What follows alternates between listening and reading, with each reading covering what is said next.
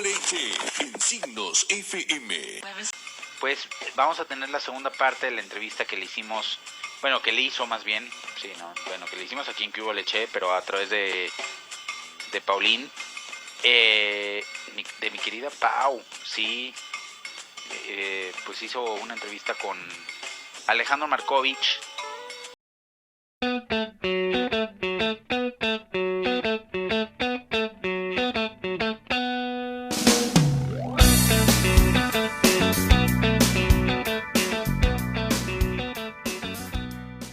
Caifanes grabó 4 discos, de los cuales tú estuviste en 3, y llega 1994 y ese año fue un parteaguas porque llegó El Nervio del Volcán, el álbum más exitoso de Caifanes, pero donde tú tuviste un protagonismo. Entonces ese fue el inicio de algo, pero también el final de algo porque fue el último.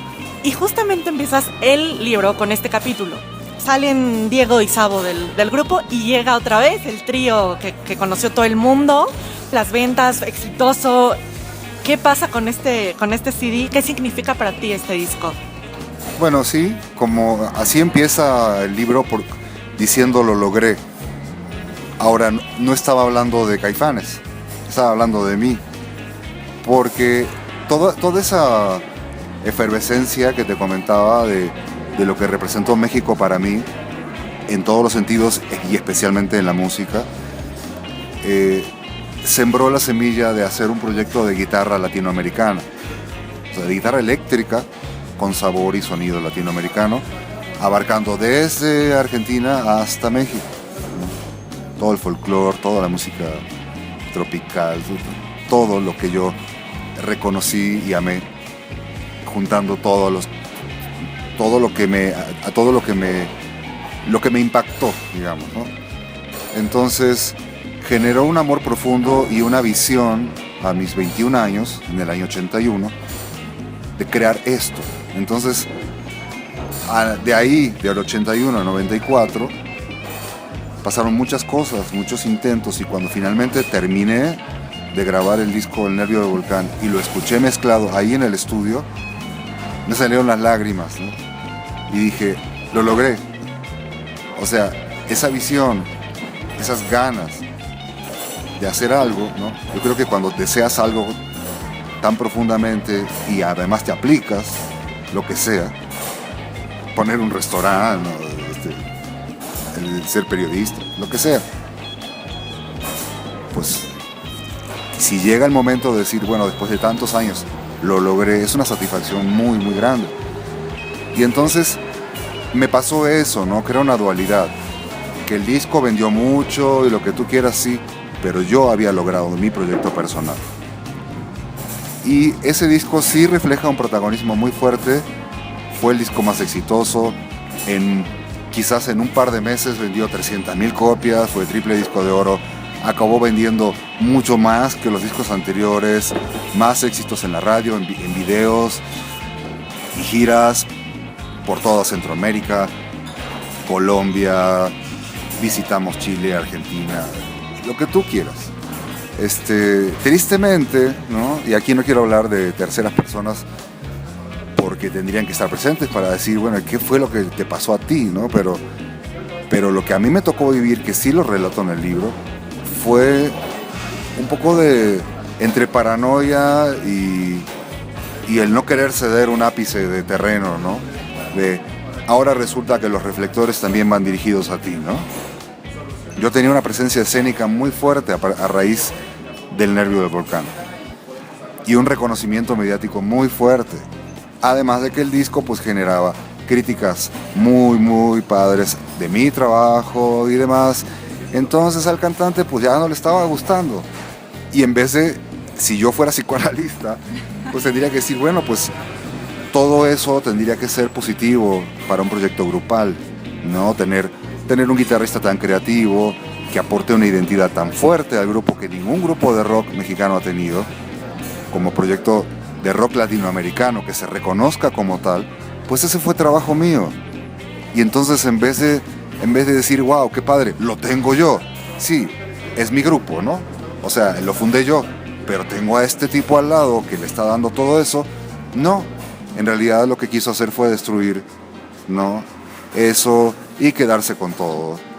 Y por eso me acabaron sacando del grupo mediáticamente de la forma más vil en el año 95, porque había un malestar muy profundo de parte de él, de parte de su manager, que en vez de convertirse en la manager del grupo, ahora ya era manager de él y sirviendo a sus intereses. Pero eso sí, le pagábamos entre los tres, ¿no? O sea, son cosas terribles, ¿no? Que luego pasan en la industria, que siempre a los cantantes los quieren lanzar como solistas. Pero este era un grupo muy fuerte como grupo, ¿no? Uno pone las canciones y los demás le dan identidad. Y se tiene que reconocer, la disquera lo tiene que reconocer, el manager lo tiene que reconocer. ¿Y para qué lo destruyen si está funcionando? ¿Sí? Bueno, pues así la triste historia de Caifanes.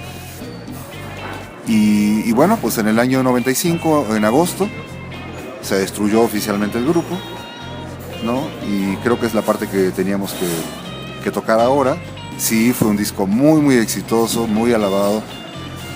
Para algunos el mejor disco de Caifanes, por lo menos en lo que respecta a mi trabajo guitarrístico. Para otros El Silencio, para otros El Diablito. Dice, bueno, total que Caifanes tiene 4 discos muy diferentes entre sí. Y es una discografía que sí creo leyenda, ¿no? O sea, es algo muy respetado, que las generaciones nuevas lo siguen escuchando, consumiendo. Y eso es un logro muy padre, que no fue un grupo de moda nada más, sino que quedó en la historia. De este álbum, Afuera fue la canción más exitosa, más conocida incluso en la Argentina y en muchísimos países de América Latina y Estados Unidos. Y es la canción que hasta el día de hoy tú preguntas Caifanes, Afuera. Pero esta canción para ti también tiene un significado muy especial. ¿Por qué? Bueno, tiene un significado muy especial por 2 razones. Una, porque está inspirada básicamente en el folclore argentino, ¿no? Rítmicamente y melódicamente, el solo que hago de casi 1 minuto al medio de la canción, por el cual pensé que la canción no iba a tener manera de meterse en la radio porque era un solo muy largo, pero al final resultó que sí. Es un solo telúrico, ¿no? Que te recuerda al folclore, que de hecho cuando fue Caifanes fuimos de promoción a Buenos Aires y fuimos con Tinelli, ¿no? A este programa tan famoso. Hicimos el playback de Afuera y Tinelli se acercó a mí y me dijo, pero eso suena a chacarera o no sé qué, me dijo, y le dije, sí, claro, yo soy argentino. Y el tipo se quedó así como impresionado porque no tenía ni idea. Y me dio mucho gusto, ¿no? Que lo reconociera y que fuera también una forma para mí de decir, soy mexicano o no soy argenmex, ¿no? Como decimos acá, pero estoy pudiendo volver como artista a Argentina y ser reconocido como guitarrista con este proyecto, ¿no? Que tiene raíces argentinas, pero a la vez raíces mexicanas, porque en Afuera mi propósito fue superponer una percusión de origen prehispánico mexicana, ¿no? Y encima meter el solo con raíces de folclore argentino. Que de hecho eso es lo que hace la canción tan conocida y tan famosa. El intro que hace es y a la mitad de la canción. Eso es lo que prácticamente hace también. Es tu canción, me atrevo a decir que es tu canción en cuestión, obviamente no de voz, sino de guitarra. Es tu canción, es el protagónico que tienes tú. Bueno, sí, cuando tú como guitarrista, o sobre todo guitarrista, ¿no? Haces una introducción que a las 3 notas la gente ya sabe qué canción es, pues le estás dando una identidad, ¿no? Y estás de alguna manera casi rayando en la composición, cosa que no es reconocida en el disco. En el disco dice que la canción la hizo él, pero cuando yo conocí la canción era una simple balada, ¿no? Y entonces toda la aportación estilística pues se la di yo. Y yo lo digo porque bueno, en el mundo del espectáculo los créditos autorales no son reconocidos, porque cuando tú buscas una canción en internet te aparece, es la canción de Luis Miguel. Pero si Luis Miguel no compone canciones, no, pero es el que la canta, y entonces ponen que es de él. Y si aparece el autor, nunca te van a aparecer los arreglistas. Bueno, mi talento más fuerte en Caifanes fue el de arreglista, además de solista en la guitarra. Y esa canción tiene toda la esencia Markovich de ese proyecto que tenía yo desde los 21 años. Que además todo quedó entre familia, porque ese video lo grabó tu hermano, precisamente. Sí, fue muy afortunado, ¿no? Porque él hizo ese video y el de Aquí no es así, en blanco y negro, con mucho talento. Él es un gran videoasta, gran camarógrafo, y pues, son de los mejores videos que tuvo Caifanes. Se dijeron muchísimas cosas de ti, como lo habíamos platicado al principio de la entrevista, de la separación del grupo, de tu relación con Saúl Hernández, pero en este libro aclaras todo tipo de rumores y precisamente como decías, ¿por qué hacerlo 20 años después? Te llegó esta parte de decir, hoy lo quiero decir, lo quiero sacar, la gente necesita saber 20 años después qué pasó. ¿Para ti era importante que el público supiera o qué pasa? En realidad sí, cuando yo fui echado de la banda, ¿no? De lo cual hay testimonios terribles en video y en prensa escrita y demás. Por supuesto que yo convoqué a la prensa para decirles, oigan, no, yo no estoy fuera de la banda. A ver, tengo un contrato con la disquera, tengo relaciones de negocios con mis compañeros, o sea, ¿de qué se trata? Todo el mundo me tiró a loco. ¿Por qué? Porque el management del grupo había lanzado un comunicado diciendo que Saúl Hernández había roto relaciones conmigo y se daba a entender mediáticamente que yo estaba fuera de la banda. O sea, fue todo Y luego tratamos de arreglarnos de alguna manera que fue imposible, porque nunca quisieron reconocer mis derechos legales y económicos al negocio que era Caifanes, lo cual mucha gente piensa que no debe ser así, porque si son amigos, pues todo bien, pero si ya no son amigos, pues hombre, vete y ya. No es así. Entonces yo empujé para que se reconociera esto, para que la disquera respondiera por los discos que faltaban hacer. Y nada sucedió a mi favor, sino al contrario. Me fueron empujando y empujando al ostracismo, ¿no? Manchándome de mentiras, impulsando al grupo con un nuevo nombre, ¿no? Y dando a entender que era el mismo grupo, pero con otro nombre. Que es una falacia, porque si de por sí ya se habían salido dos y luego yo, y nada más quedaba el cantante y el baterista, pues demonios que va a ser el mismo grupo. Pero esa fue la gran mentira que lanzó la disquera y los medios, bien oportunistas y bien, no quiero decir si comprados o siempre del lado del poder, ¿verdad? Dijeron, contigo sí, con este no. Y entonces a mí me dieron la espalda, ¿sí? Entonces fue muy difícil esa batalla. ¿Y qué puedes hacer contra eso? Nada.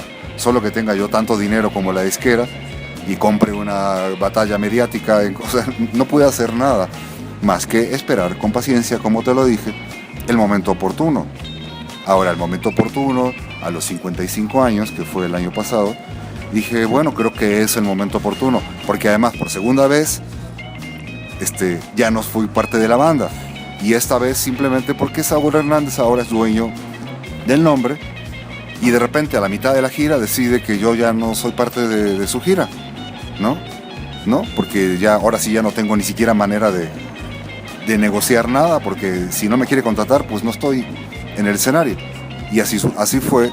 Y entonces de repente dije, bueno, entonces ahora sí saco mi libro, ¿no? ¿Por qué? Porque hay mucho para decir, ¿no? Demasiadas injusticias en contra de mi imagen, de mi nombre y apellido, de mi quehacer como músico, ¿no? Del dichoso nombre del grupo Caifanes, que quién lo registró, que quién era y qué pasó. Bueno, pues ahí está el libro. Como todo en la vida, hay buenos y malos momentos. ¿Cuál fue tu mejor momento con Caifanes? Pues mira, el día que yo llegué al primer ensayo, llegué con las partituras del primer disco, ¿no? En el cual yo no toqué. Llegué con las partituras de guitarra, de todas las guitarras que estaban grabadas, con la mejor actitud de, bueno, pues aquí está lo del disco anterior que quieren que toque, ¿no? Para integrarme al grupo. Ah, perfecto, ¿no? Pues Saúl toca esta guitarra, pues tú tocas la otra y ya me integré. Y de repente, no, pues vamos a grabar un disco nuevo y estas son algunas de las canciones que vamos a grabar. Ok, Tierra Virgen. Muy bien, ahí les voy, ¿no? Y entonces empecé a sacar ideas y tal, y pues yo creo que mis compañeros se quedaron como... Se dieron cuenta que tú también estabas aportando y que tenías ganas de estar en ese grupo, ¿no? Tan estaba aportando que el sonido del disco dio un giro de 180 grados. O sea, fue muy afortunado, ¿no? Yo creo, para el grupo y para mí, este encuentro, ¿no? Yo me siento muy contento de momentos como ese y la grabación del primer disco y todo lo que viví en Nueva York, grabando. Pues fue el primer disco que grabé en mi vida, ¿no? Porque todo lo que habíamos grabado antes era muy casero, por lo mismo que te contaba, que todo era así como de kinder, o sea, no sabíamos nada. Y ellos ya habían grabado un disco, pero yo no. Entonces llegué con toda la furia, con mi sonido rockero, ¿no? Porque el grupo no tenía un sonido rockero, eran como muy, no sé, guitarras muy limpias y así. Yo llegué, pero con la distorsión y con las guitarras enloquecidas, a aportar eso, mi personalidad. Y en ningún momento fui coartado de que, no, espérate, el estilo del grupo es así, no, sino fue así como, claro, todo embona. Entonces fue muy feliz, ¿no? Ese momento para mí. Caifanes fue solo una parte de tu vida, una muy importante, pero solo una parte. ¿Qué pasó después de Caifanes? ¿Qué hiciste con tu carrera? Efectivamente, yo llevo unos 35 años de carrera y Caifanes representa 6 años, es decir, la sexta parte, ¿no? Claro que tú no puedes dejar de lado que fue la sexta parte más visible, más exitosa, y igual podría decir que 99 de cada 100 personas pues es por la parte que me conocen, ¿no?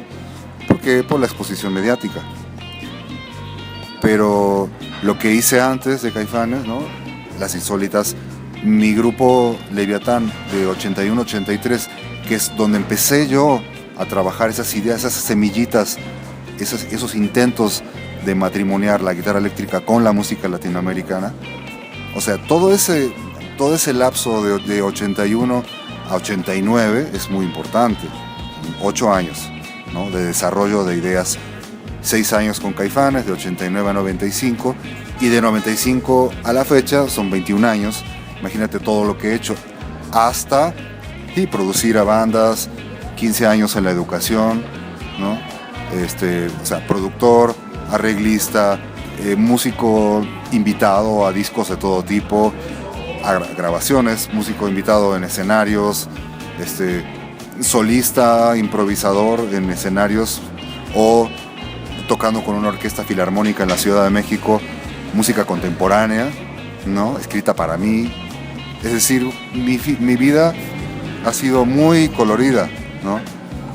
Y eso es de lo que más agradezco, ¿no? O sea que si era un hobby la música, y cuando decidí dejar la física para convertirme en músico profesional, sigue siendo un hobby, en el sentido de que me sigo divirtiendo como un niño, ¿no? Todos los días que agarro la guitarra se me ocurren cosas, todo el tiempo estoy creando.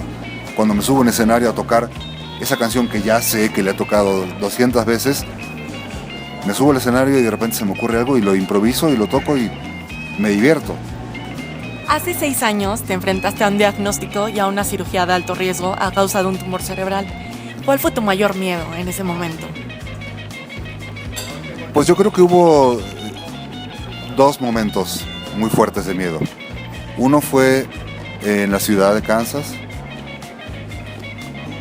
en mi cuarto de hotel, por ahí de la 1 de la mañana, solito, cuando de repente se metieron 5,000 insectos en mi cerebro, ¿no? Yo dije, ¿qué es esto? ¿Qué es esto? Me voy a morir, no puedo ni siquiera marcar en el teléfono a México, nadie, porque no entiendo, no reconozco las letras. ¿Qué hago? Pues me bajé al lobby como pude, y en el lobby tuve una convulsión total y me caí al piso y acabé en una ambulancia, en un hospital. Y ahí, o sea, todo ese lapso que pudo haber durado 30 segundos, 1 minuto, fue el pánico más fuerte que he tenido en mi vida, ¿no? Me voy a morir, ahora, aquí. No sucedió. Era una convulsión que se iba a convertir en total, y bueno, pues perdí el conocimiento. En un hospital en Kansas me dijeron, pues tienes un cuerpo extraño en el cerebro. A, cisticercos. B, tumor cerebral. Y yo, que sean cisticercos. Y, bueno, y que te vamos a hacer estudios, y yo, ¿y qué? Y si es una cirugía me van a atender. No, yo me voy a México, ¿no? Ya. Me regresé a México, tranquilo, medicado para que no me dieran convulsiones.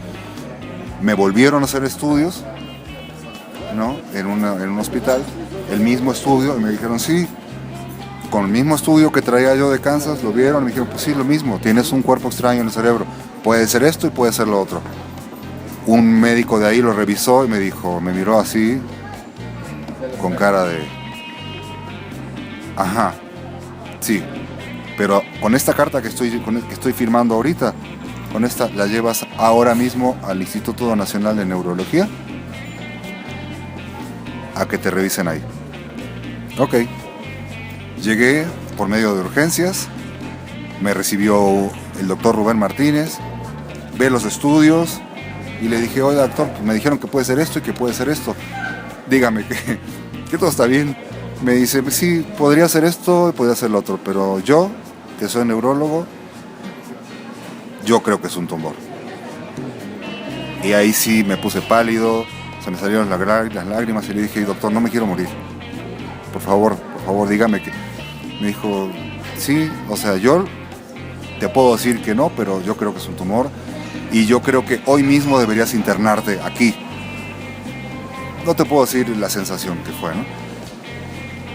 Bueno, pues ese mismo día me interné y estuve 1 mes y medio en neurología, ni siquiera el día que me estaban rapando el cráneo para meterme a la cirugía. Tuve tanto miedo como esos 2 días, porque ahí sí ya dije, yo voy a entrar a esta cirugía como una fiera, como un león, y que hagan lo que tengan que hacer, y ya, pero no voy a entrar llorando, ni con miedo, ni nada. Yo creo que esos fueron los 2 únicos momentos, ¿no?, de enfrentar la posibilidad de la muerte. Y además te aterraba frenar tu carrera, ¿no? ¿Te aterraba quedarte sin tocar la guitarra o qué pasaba? Sí, en las pláticas pre-cirugía, sí, por supuesto que me dijeron que con una cirugía de ese tipo puedes morir y puedes salir vivo, pero puedes salir vivo e incapacitado, ¿no? De un lado, porque es una cirugía de un hemisferio, pues puede ser que tu otro lado, el lado contrario, pues quede mal y que tengas que hacer rehabilitación y que ni con la rehabilitación quedes bien. ¿Por qué? Pues porque el tumor está alojado en una zona de altos problemas de lenguaje, de movilidad, bla, bla, bla, y pues bueno, mi esposa en ese momento tuvo que firmar toneladas de papeles deslindando responsabilidades, asumiendo que en esa cirugía podía pasar esto, ¿no? De lo cual yo ni me enteré. Qué bueno que no me enteré. Y como te digo, yo entré a la cirugía y todavía un psicólogo que me atendió me dijo, oye, pero es que puede pasar. Y yo, bueno, pero no importa, quizás salga con un porcentaje de problemas, pero yo, aunque sea, daré conferencias de música o lo que sea, ¿no? O sea, no sé. Y me miró con cara de, eso dices tú. Porque yo veí, o sea, después, cuando ya terminó todo este drama y quedé como me estás viendo de bien, yo cada vez que voy a neurología, pues veo gente que está realmente mal. Y tengo que sentirme demasiado afortunado, ¿no? Y claro que caí en demasiadas buenas manos, por supuesto, ¿no? En mi libro hablo precisamente de los doctores, del instituto, que es una joya de las instituciones mexicanas, el Instituto Nacional de Neurología y Neurocirugía, que es del Estado. Okay. Me han atendido de maravilla y han hecho un trabajo de lujo conmigo. Pasas este proceso, llega el 2011 y hay, otra vez, una historia con Caifanes. Hay un reencuentro y aceptas ser parte de esto. Después de todo lo que pasó, ¿de verdad te quedaron ganas?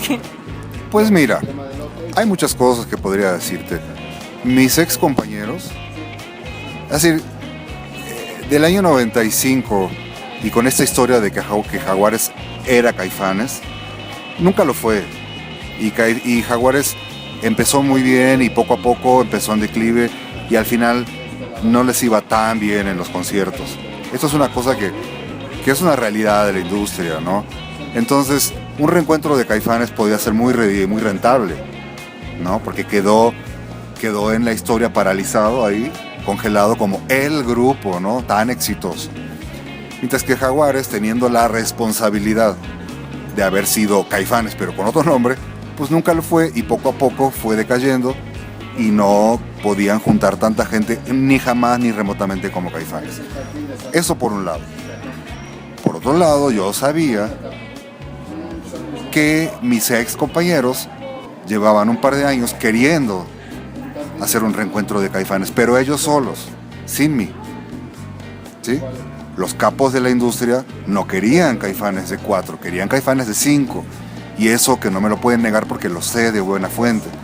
Entonces, tristemente, en vez de decir, bueno, ok, que se venda el Caifanes de 5, lo que pasa es que no me gusta tu cara, así que no te voy a ver en el escenario. Muchos grupos se reencuentran en esos términos. Es decir, en términos de persona non grata, pero vamos a hacer negocio juntos. Pero, pues yo creo, no sé, si 1 o 2 o 4 en el grupo querían a ultranza que el reencuentro de Caifanes fuera con 4. Pues la industria dijo que no y que no. ¿Cómo son las cosas y cómo se juntan los astros? Que de repente Alejandro Markovich va a entrar al quirófano con posibilidad de muerte. Y entonces esta persona que dijo que jamás se iba a volver a reencontrar en un escenario con Alejandro Markovich, manda por terceras personas 2 líneas por vía mail deseando que todo salga bien en la cirugía, y esa persona se llama Saúl Hernández.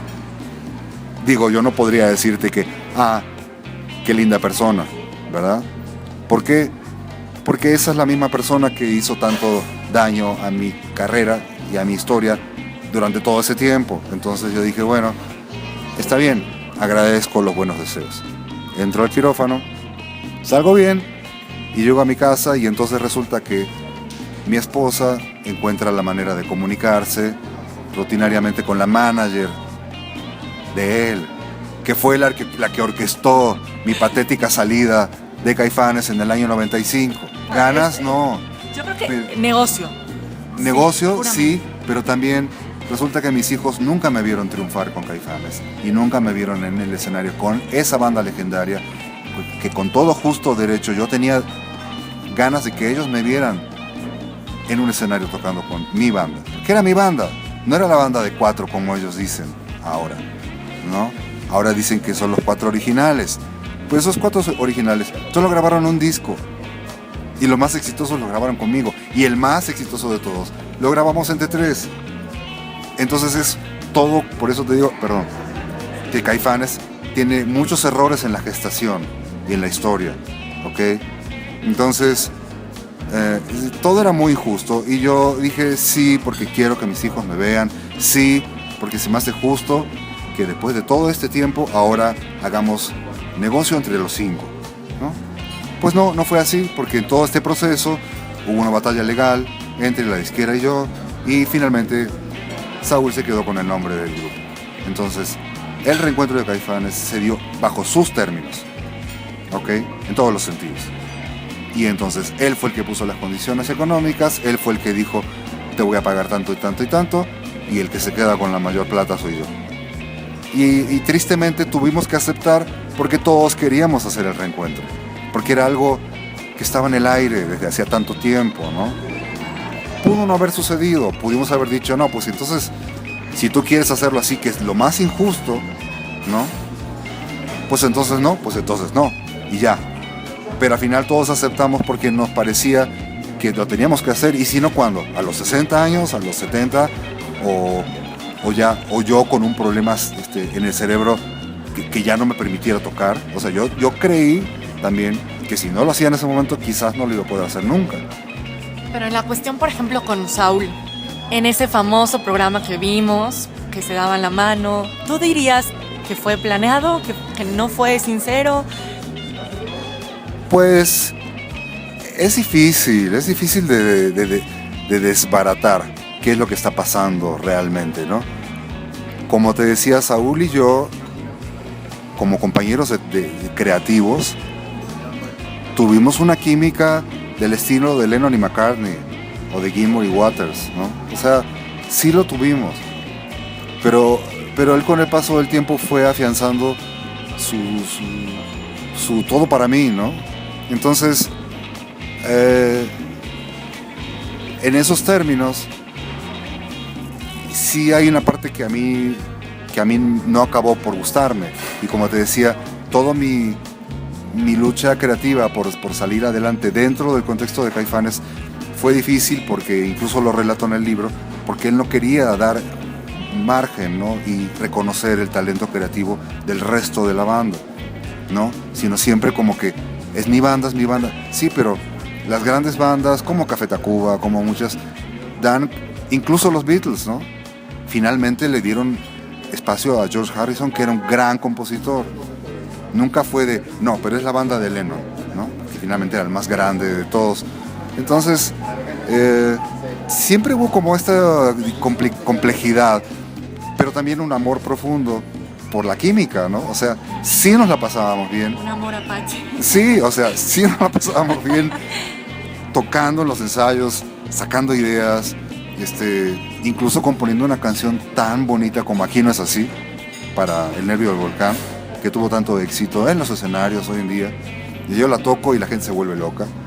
Y es una canción que surge de mi guitarra, no de la composición de Saúl, sino de mis ideas de guitarra, para que entonces él se montara e hiciera una letra.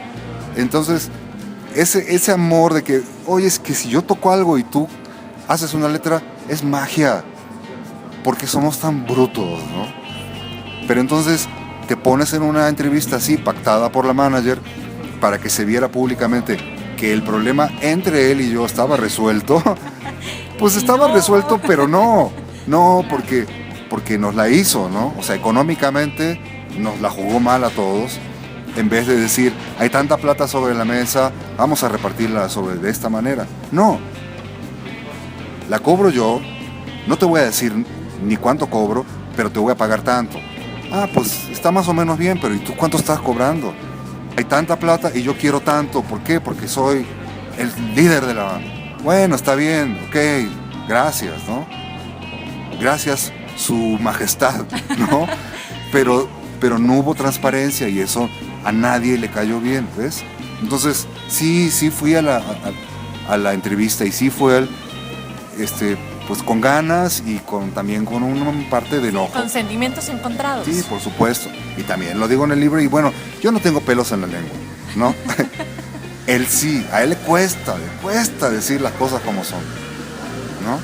Y a lo mejor también por imagen, ¿no? O sea, como de no, bueno, es que no pasó esto, es que pues fueron las cosas así, ¿no? Por eso mismo que te digo, yo me transparento en el libro, y hay personas que les gusta mantener esta imagen mítica de que yo soy inmaculado y yo no cometo errores. No, pues yo sí, ¿no? Y sí tuve problemas psicológicos en la infancia, ¿no? De salud y de esto, y llegaba el último en las carreras, o sea, pero... Aparte lo que te decía fuera de micrófonos, que yo me identifiqué mucho con el libro, porque ya lo leí y de verdad es algo que tienen que leer. Y yo decía, es que este hombre es como yo, porque no se levanta en las mañanas, le cuesta. Obviamente los compromisos que tenemos nos impiden quedarnos hasta tarde dormidos, pero si por mí fuera y si por ti fuera, también lo harías. Bueno, por esta carrera, que tanto dije, la música, pues me tuve que aprender a levantar a las 5 de la mañana para tomar un condenado avión. O sea, qué barbaridad. Nunca lo hubiera imaginado, de haber sabido, ¿no? Dices, no, esto no es para mí, mejor a la física. En mi carrera de física, la materia de las 7, también siempre llegaba tarde o no llegaba, ¿no? O sea, es un tema. Pero, pues sí, tristemente, nosotros dos no encontramos una manera saludable de poner por encima de todo esa química. Caifanes, lo digo sin temor a equivocarme, y aún con los 3 integrantes, sin Sao y sin Diego, pudo haber llegado a triunfar incluso en Europa, incluso en Asia, por ese sonido. ¿Qué fue obra mía? Ni hablar, ¿no? Si hoy quieren regresar al cuarteto original y desdeñar, ¿no?, todo mi trabajo creativo, que fue el que le dio finalmente un sonido latinoamericano reconocible en todas partes, pues eso era justamente lo que nos iba a dar éxito fuera de México, por la misma razón que triunfan los mariachis, o por la misma razón que triunfa Lila Downs. Claro, porque es un sonido totalmente diferente a lo que estás acostumbrado. ¿Por qué triunfa Lila Downs? ¿Y por qué no triunfa, no sé, el Tri? Pues porque Lila tiene un sonido autóctono, ¿no? Y los mariachis también, y los tríos también. Y Caifanes logró eso, ¿no? Un sonido autóctono mexicano. Y ya nos estaban abriendo las puertas incluso en Inglaterra. Y nuestra manager canceló el concierto de Inglaterra porque por sus pantalones dijo, hasta ahí quedó Caifanes, Alejandro se sale de la banda. O sea, yo no puedo demostrarlo legalmente que fue ella, que fue él, no sé qué. Pero hubo demasiado manipuleo en los medios, ¿no? Y MTV dijo, Markovich se sale de Caifanes. ¿Y quién se lo dijo? O sea, ¿al servicio de quién están los medios? Sí, después dicen, ok, vamos a dar un reconocimiento de Caifanes. ¿Y quiénes llegan, no? Todos menos tú. Lo que cuento ahí, ¿no? Claro. Le dan un reconocimiento a Caifanes a fines de 95, la revista Eres, ¿no? Por la gira del Nervio del Volcán, y en vez de invitarme, aunque ya estábamos peleados, se suben a recibir el premio Sabo y Diego. Que ni estaban ya en ese entonces en el grupo. Y grabaron ese disco, que ni estuvieron en la gira, que Diego ya era un burócrata trabajando en BMG. Qué cinismo de la manager de ellos dos, o sea, qué poca vergüenza. ¿Ves? O sea, ¿cómo lidias con eso, no? Yo tenía todo, absolutamente todo en contra. Si ahorita te dijeran, va a haber otro reencuentro de Caifanes, ¿lo harías? Hoy en día. Por mucha plata, sí. No tengo nada que me una hoy en día a ellos. Musicalmente hablando, pues mira lo que te estoy contando.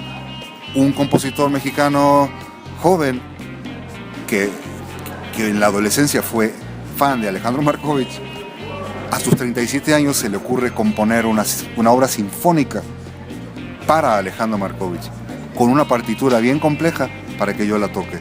Yo digo, bueno, yo fui guitarrista de rock, o soy un guitarrista de rock, pero puedo tocar una música con ese grado de complejidad. O sea, ¿yo qué hago tocando en Caifanes? Lo mismo de siempre. No, gracias. ¿Vamos a hacer un disco nuevo? Seguramente. Si ya lo viste en el libro, si ya Saúl me estaba diciendo, bájale de huevos, ¿no? Toca cositas más simples. Pero si es lo que la gente adora, es mi estilo de guitarra, ¿para qué me quieres entonces en la banda? ¿No? Entonces, un reencuentro de Caifanes otra vez. Por dinero. Pues, por dinero. Y ya. Y ya sin hipocresías de por medio. Y la gente, que se deje la gente de niñerías que se creen, ¿no? O sea, que los grupos que se creen que Jagger y Richards siguen siendo amigos, ahí no se lo cuestionan, pero en el rock mexicano todo el tiempo nos están metiendo el dedo en las costillas, ¿no? De si es por esto, y de si ya no les caes bien, entonces por eso no estás en la banda. No estoy en la banda por intereses mezquinos. Pasa esta parte de Caifanes, ahora sí, cerrado el tema de Caifanes, hasta nuevo aviso. Como solista tienes 2 discos, Sí. Nocturnal y Alebrije. Platícanos un poco de este último, que es el que estás también promocionando. El Nocturnal es un disco que tiene origen muchos años atrás, en donde yo quería dar vida a canciones que amo, del repertorio latinoamericano de décadas atrás. Llámese Gracias a la Vida, que es de Violeta Parra, de los 60s, o Canción Mixteca, que la traía entre ceja y ceja de muchos años atrás, para hacerles arreglos novedosos, ¿no? No solamente interpretarlas, sino hacerles algo que rompa totalmente, ¿no? Con el imaginario colectivo de cómo son esas canciones. Y finalmente logré conjuntar unos músicos talentosos, una cantante muy buena, y hice muchos arreglos y grabé un EP que se llama Nocturnal, que tiene esas 4 canciones. Lo pueden escuchar en YouTube. Estuvo a la venta, tuvo mucho éxito. Lo voy a sacar a la venta próximamente, otra vez, una reedición. Y mi trabajo fue básicamente de arreglista. obviamente también de guitarrista, pero fue la parte de arreglo, ¿no? De rearmonizar, reestructurar, cambiar el género, cambiar la armonía, ¿no? Es decir, darles una vida radicalmente nueva, y tuvo muy buena aceptación, ¿no? Creo que es un disco muy interesante dentro de mi historia, ¿no? Alebrije sí es mi segundo disco solista, pero cambia totalmente la intención, porque Alebrije sí son canciones mías, en donde una vez más soy productor, arreglista, guitarrista y demás, todas las monerías. Hice arreglos de metales, arreglos de lo que se te ocurra, pero compositor y cantante, ¿no? Me atreví a hacer todo esto porque además la gente me tenía, creo yo, encasillado a guitarrista de Caifanes, ¿no? Y un disco solista tendría que ser un disco instrumental de guitarra. Yo dije, no, yo compongo canciones desde los 17 años, ¿okay? En Caifanes hay solamente una canción de mi autoría que se llama Estás dormida, que a la gente le encanta, que incluso el productor pensó que iba a ser sencillo, y obviamente no fue, porque no era una canción de Saúl. Entonces volvemos a la misma problemática, ¿no? Entonces, bueno, en este disco me descosí haciendo mis canciones y dándome a conocer como un músico enamorado de todos estos géneros, ¿no? Cumbia, cha-cha-cha, bolero, folclore, ¿no? Hay un par de canciones instrumentales con solos muy extendidos de guitarra eléctrica, y otras canciones en donde son muy divertidas y hasta bailables. Hay canciones que les gustan a los niños. Me he encontrado con una niña de 5 años que se sabe todas mis canciones, ¿no? Entonces es una etapa muy divertida para mí, ¿no? De finalmente, después de tantos años, lo que pude haber hecho antes de entrar a Caifanes, que fue ese momento de duda de ya me voy a salir de Laureano, empiezo mi carrera solista y aparece esta oferta de entrar a Caifanes, y yo, ok, ¿no? Y en el segundo disco de Caifanes, ok, y al final fueron 6 años. Y bueno, después pasaron muchas cosas porque tuve que batallar con la industria, ¿no? De todo este desastre que hicieron con mi imagen. Fueron años muy difíciles. Y finalmente ahora, ¿no? A los 55 años, de repente dije, bueno, ya puedo empezar con mi carrera solista, ok. Pero tengo un bagaje de conocimientos muy fuerte. Mi estilo en la guitarra ha madurado muchísimo. Entonces, hay algo ahí que se sigue moviendo, y en lo que yo sigo trabajando, sigo creciendo, siguen los retos, y es en lo que me siento más feliz en toda mi vida. Pues vamos a hacer una pequeña dinámica ya para terminar esta entrevista. Voy a decirte algunas palabras y tú me vas a decir en breves palabras qué significa para ti. Guitarra. Breves palabras. Guitarra. Universo infinito. Fireball, Deep Purple. Sí, comienzo de romance por el rock, con el rock. Vida y música. La manera en que se entrelazó efectivamente la música con mi vida desde temprana edad, y contada de puño y letra. 30 de abril de 1993. Fue un concierto mágico. Yo creo que es la primera y única y última vez que me sentí flotar en un escenario. La verdad, son de esas cosas que se viven quizás solo una vez, pero afortunado el que lo vive. Bela y Diego. Pues mis retoños. Ibanez plateada. Sustituto de la Ibanez negra. En realidad, la Ibanez era la negra, pero bueno, pues los secres la perdieron y me tuvieron que conseguir una plateada. Así que la que se hizo famosa fue la plateada. Buenos Aires. Buenos Aires, tierra querida. Es un... Bueno, hay un ajuste de cuentas ahí, ¿no? La verdad que Buenos Aires es un amor. lejano, no perdido. Y tiene mucho, espero yo, todavía para darme y ojalá para darle. México. Segundo hogar o primer hogar a estas alturas. Tierra que me ha dado de dónde aprender, de dónde reconocerme latinoamericano, ¿no? Que era un problema no resuelto en la Argentina. Yo creo que a Argentina le ha costado mucho tiempo reconocerse latinoamericano. Y México me lo enseñó. Pues aprendí de todo en México. Así que gracias a México. Alejandro Markovich. Pues un conglomerado de billones de átomos con un espacio infinito, mucho más, espacio vacío, también enorme, que se sigue llenando. Mi querido Alex, muchísimas gracias por esta gran entrevista, gracias por abrirte con nosotros.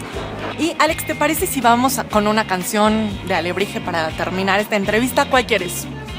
Por supuesto, hay muchas, pero les voy a dedicar con mucho cariño una canción que me representa muchísimo como guitarrista latinoamericano y muy especialmente con herencia de música argentina. Se llama Alfombra Mágica. Hola, soy Alejandro Markovich y quiero mandar un fraternal y muy cariñoso saludo a QVLC, Signos FM 92.5.